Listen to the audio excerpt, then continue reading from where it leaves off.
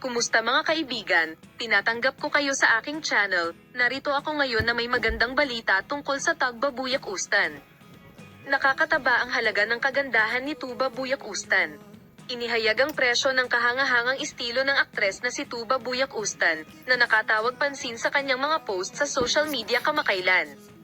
Si Tuba Buyak Ustan, na nakikibahagi sa mga tungkulin sa gwapong aktor na si Engin Acurec, ay madalas na nauuna sa kanyang mga post sa social media.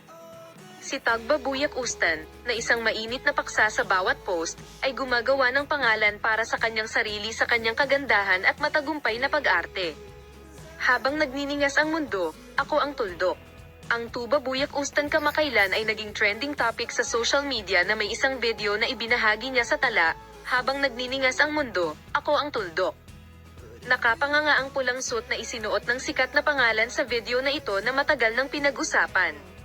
Nagbayad ang magandang aktres ng 42,250 teraliters para sa kanyang pulang pantalon at 6,750 teraliters para sa kanyang pulang jacket.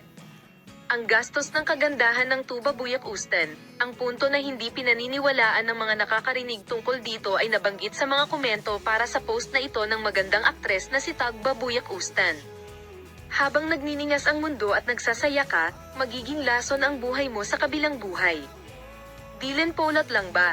Dapat imbestigahan din ang mga ito, kapatid. Dapat imbestigahan ang sinumang nagpupuslit ng pera o hindi nagbabayad ng buwis.